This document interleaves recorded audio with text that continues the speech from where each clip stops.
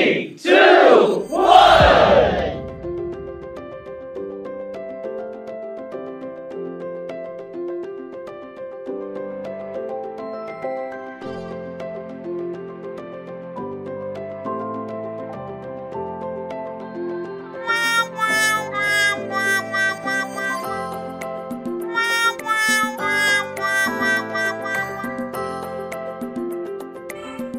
Hi everyone, কেমন আছো সবাই? আশা করছি তোমরা সবাই খুব ভালো আছো আর আমিও খুব ভালো আছি। তো ওয়েলকাম টু অবন্তী এক্সপ্লোর।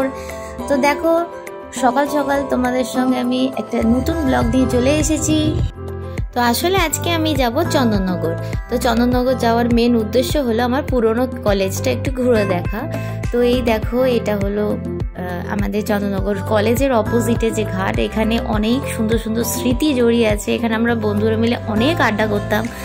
তো এখানে গিয়ে আমার পুরনো কথাগুলো আজকে খুব মনে পড়ছিল। অনেক দিন বাদে গেলাম চন্দননগরে।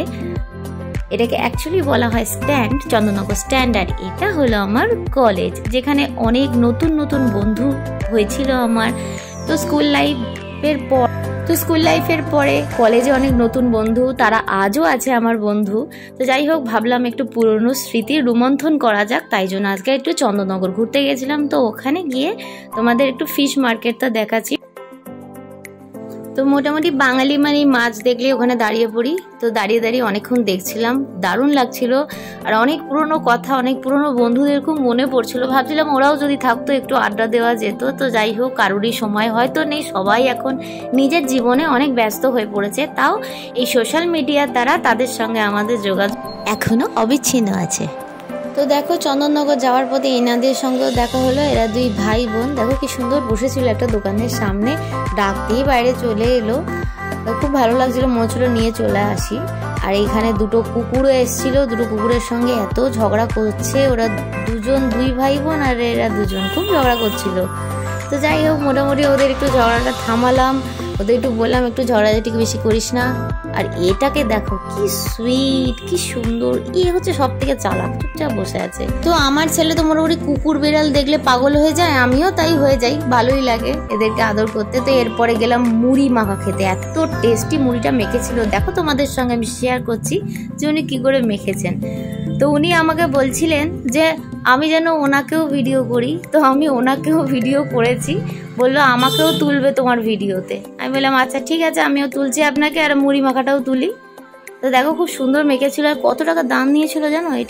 এটার দাম নিয়েছিল 10 টাকা। আর এত টেস্টি মাখা ছিল, তোমাদের আমি কি বলবো। আমি এই মুড়ি মাখা খুব একটা পছন্দ করি না, আমি খাইও না। আসলে এটা অনিমেষ খায়, আর অনিমেষ ভালোবাসে খেতে। তা আমি ভাবলাম যে মুড়ি মাখাটা একটু তোমাদের সঙ্গে শেয়ার করি কি করে মাখছে, আর ভাবলাম একটু টেস্ট করে দেখি। তো বিশ্বাস করো, অসাধারণ মেখেছিল। আমি কোনোদিন মুড়ি মাখা খাই না, সিরিয়াসলি বলছি। তো এই মুড়ি মাখাটা খুব ভালো লেগেছিল। এই দোকানটা হলো চুঁচড়ো বাস স্ট্যান্ডের ওখানে। তো মুড়িটা ভাবলাম বাড়িতে গিয়েই খাই, আর ও বললো তাই খাবো। তো মুড়িটা নিয়ে গাড়িতে উঠতে যাচ্ছি, তো দেখছি এখানে আবার কি বাজনা বাজছে। ভাবলাম এইটা দেখতে দেখতে একটু মুড়িটা খাই আর তোমাদের সঙ্গে একটু শেয়ারও করি। তো মোটামুটি ভালোই নাচছিল। আর দেখো, ঘোড়ার গাড়ি করে কি আসছিল আমি জানি না, জানো তো এটা কি যাচ্ছিল। মোটামুটি বেশ এনজয় করছিলাম দাঁড়িয়ে দাঁড়িয়ে মুড়িটা খেতে খেতে। তো ওই গান বাজছিল, বিশাল জোরে জোরে ডিজে বাজছিল। তো ওই দাঁড়িয়ে দাঁড়িয়ে কিছুক্ষণ দেখলাম, ভালো লাগলো। তো বাড়ি আসার আগে হঠাৎ করে মনে পড়লো আমার ছেলের ডাইপার শেষ হয়ে গেছে। তো ডাইপার নিলাম, ওর মাথার তেল নিলাম। তো আমার ছেলে এখানে এসেও দুষ্টুমি করছিল। যাই হোক, আজকের ব্লগটা কেমন লাগলো তোমরা অবশ্যই আমাকে জানিও। আর যদি ভালো লাগে লাইক করো, শেয়ার করো, সাবস্ক্রাইব করতে ভুলো না।